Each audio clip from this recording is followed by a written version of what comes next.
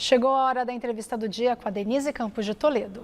E nós vamos falar agora sobre o ambiente político, a expectativa para o governo federal, o governo Lula e também o governo aqui do estado de São Paulo, com Tarcísio de Freitas. Eu converso com a nossa convidada, a deputada estadual Janaína Pascoal, do PRTB de São Paulo. Deputada, boa noite. Boa noite, muito obrigada pelo convite. Eu que agradeço a presença aqui. Vamos começar falando de uma novidade aqui para São Paulo, que foi essa aprovação do reajuste salarial de governador em 50%. Né? Foi aprovado, a senhora votou contra, mas nós tivemos, inclusive, partidos que são opositores no entendimento pela aprovação. A justificativa seria que tem um certo efeito dominó em algumas outras faixas. Mas o fato é que o pessoal que ganha menos não é atingido, né? Sim, eu obstruí por semanas a fio. Eu comecei a obstruir esse projeto antes mesmo do segundo turno. Tomei o cuidado de subir à tribuna e explicar que a minha obstrução valeria tanto para Haddad como para Tarcísio, porque ninguém no Brasil teve um reajuste de 50%. Então, não me parece justo que bem, assim, a elite do funcionalismo e a nata política no estado de São Paulo tenham um reajuste que ninguém teve. E tem um efeito cascata, porque todos os altos funcionários passarão a receber praticamente R$10 mil a mais por mês, com os reflexos em todas as outras verbas. E nós já começamos a receber no gabinete várias carreiras com outros projetos pedindo tantos quantos penduricalhos, desculpa falar dessa forma. Então eu estou muito assustada com o movimento que eu sinto tanto no âmbito federal como no âmbito estadual de voltar a uma cultura de gastança.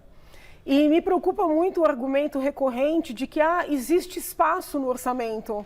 Existe espaço no orçamento, como se o tal espaço implicasse necessidade de gasto. Não é porque tem espaço, não é porque tem eventualmente até a previsão que seja necessário gastar.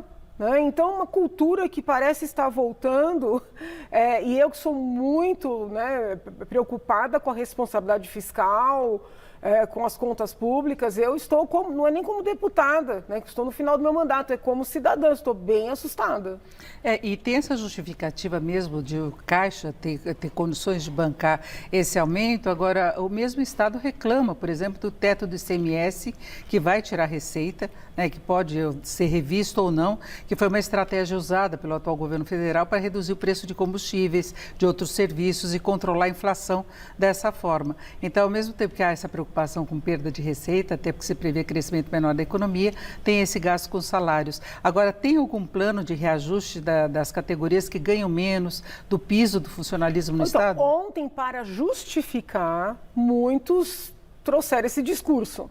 Mas, efetivamente, com fulcro em textos já apresentados, propostas tramitando, não há nenhum plano nesse sentido. O que existem são outros projetos para, por exemplo, prever verbas de compensação para altas carreiras. Né? Eu pretendo obstruir, mas perceba que é muito isolamento. Não estou aqui falando mal dos meus colegas, estou trazendo uma reflexão. Por que no final do mandato, no apagar das luzes, esse empenho todo por gastar? E isso está presente também no âmbito federal, com a tal da PEC da transição, que alguns estão chamando de PEC da gastança, que eu já sinto assim, um clima para aprovar. Ainda que se diminua um pouco, tem um clima para aprovar. Então, é a volta de uma cultura, a meu sentir, de oposição à responsabilidade fiscal. Agora, ficando ainda aqui em São Paulo, qual a sua avaliação em relação à formação do novo governo de Tarcísio de Freitas? Ele já indicou vários secretários, pessoas que vão ocupar também outros cargos, dá para definir um perfil e tem a volta de Kassab, né, que preside um partido, não é? Então é uma força política grande. É mais do que a presidência de um partido, na verdade, é o partido do vice. Então, eu acho até intrigante quando as pessoas dizem, não, mas o Kassab foi contemplado, o PSD foi contemplado. Mas espera aí, o PSD tem um vice. O vice, diferentemente do imaginário popular, o vice é um cargo estratégico, é um cargo importante. Então, a bem da verdade, é uma força muito grande dentro do governo. Nós percebemos pelas entrevistas do governador eleito que ele acabou criando um vínculo com o Kassab, com a equipe dele. Mas há de se ter cautela, porque é uma pessoa assim, muito habilidosa, muito experiente, muito articulada, com todas as forças. Então, pode ser uma faca de dois gumes. Inclusive com proximidade com os prefeitos de todo o estado, não é? Sim, inclusive eu tenho relatos de prefeitos e vereadores, vários, dizendo o seguinte, que já perto do primeiro turno, o Kassab pessoalmente telefonou para essas autoridades, tentando tirá-las do apoio ao Rodrigo, trazer para o apoio ao Tarcísio. Quando recebia um não, ainda que educado, ele argumentava, então no segundo turno quero ter você conosco. Então assim, é verdade que ele trabalhou muito por esta eleição. Então quando o Tarcísio dá espaço para ele, não deixa de estar sendo justo em termos do apoio que recebeu. Mas é uma pessoa muito assim, ardilosa, tem que ter cautela.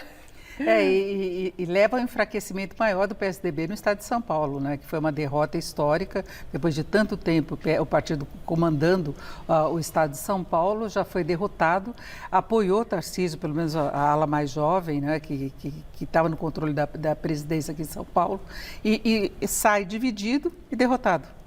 Essa alternância de poder, no poder, ela é saudável. Mas não é uma alternância assim, bem alternância, é depois de muito tempo. Sim, então vamos verificar, eu acho que vai oxigenar, eu vejo com bons olhos, mas tem que sentir, assim, até que ponto é uma renovação ou, na verdade, é uma mudança com os mesmos quadros, né? Acho que é prerrogativa do governador, como é do presidente eleito, fazer a sua equipe, compor a sua equipe. Nem sempre essa equipe fica muito tempo. O próprio Kassab chegou a integrar inicialmente a equipe do Dória, né? Daí teve aquela situação, se afastou, foi afastado. Ele não pôde ocupar o cargo. Não ficou. Então, assim, essa primeira formação não necessariamente é a formação que seguirá até o final, né? Todo gestor ele precisa experimentar. Agora, no âmbito federal, a gente vê também a proximidade de Lula com vários partidos e mesmo com opositores, né? Já foi declarado o apoio, por exemplo, à reeleição de Arthur Lira. A gente até entende a pressão política que isso envolve, não é? Que é o presidente da Câmara e uma pessoa que tem muita força. A gente percebeu isso nas votações em tramitação de matérias relevantes e polêmicas. Mas tem aí a aliança de vários partidos e a possibilidade de Lula garantir uma base bem maior do que se imaginava, né? Eu sempre soube. Se você resgatar as minhas postagens de quando o presidente estava pensando em ir para o PL, eu avisei. Não se iludam. Tanto é que eu disse assim, o presidente teria que diluir os quadros que efetivamente defendem as pautas que ele diz defender em vários partidos, para não colocar toda a força num campo só, porque imediatamente esse pessoal vai fechar com Lula. Na maneira como a nossa política ocorre, quem tem a caneta, quem tem a chave do cofre, tem muito poder. E as questões ideológicas, as bandeiras, infelizmente, elas não vêm no primeiro plano. Digo infelizmente porque, por mais que eu não tenha uma maneira assim muito radical de lutar pelas causas, eu tenho aquela consistência. Então eu gostaria que as bandeiras fossem defendidas, mas muito rapidamente. E olha que tudo isso está acontecendo com o presidente ainda no cargo. A hora que for o Lula, meu Deus do céu. Agora, como é que você vê a posição do presidente Bolsonaro? Porque se fala de bolsonarismo ainda forte na oposição, o partido dele elegeu a maior bancada da Câmara, elegeu vários senadores também, há uma mudança importante no Senado, mas o presidente Bolsonaro está calado e nós temos essas manifestações, eu já vi nas suas postagens as suas críticas às pessoas permanecerem nas ruas, tentando reverter uma decisão que veio das urnas, não é? E como é que você vê a posição do presidente Bolsonaro? Eu acho que o presidente está acuado, porque ele tem muita dependência, né, desses likes. O presidente criou uma dependência dos seus seguidores, de ser reverenciado, ser admirado. Então, no momento que ele vier ao público, se é que ele vai fazer isso, ele disser para essas pessoas que não haverá uma mágica, que as Forças Armadas não farão nada do que eles estão esperando, que não vai ter uma anulação.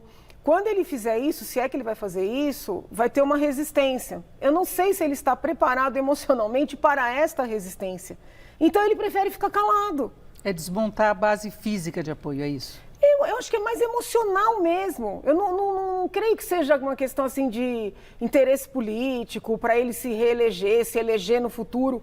Não, ele depende emocionalmente desse apoio. E essas pessoas acreditam. Porque eu tenho conversado com as pessoas, não no intuito de desmerecê-las, mas no intuito de esclarecer. Olha, o que vocês estão esperando não tem como acontecer, porque é juridicamente impossível. E elas se revoltam de uma maneira, sabe? Os e-mails que eu recebo, as mensagens, a decepção que elas têm é real. Então eu acredito que o presidente não queira sentir, né, essa rejeição, entendeu? Por isso ele se cala. Não seria exatamente uma rejeição, é uma desmobilização das pessoas nas ruas, porque a articulação política segue adiante. Mas ele depende desse povo, entendeu? Então eu não sei se ele quer fazer uma articulação política pura. Repare que o governo inteiro do presidente, ele foi permeado por essas manifestações. Sim, mobilizações nas ruas, por esses até na pandemia. Sim, esses palanques, Carla Zambelli, outros, né? Então ele se viciou nisso, infelizmente. É isso. Agradeço muito a sua participação, a deputada estadual Janaína Pascoal, do PRTB de São Paulo. Uma boa noite. Boa noite, obrigada. Com vocês.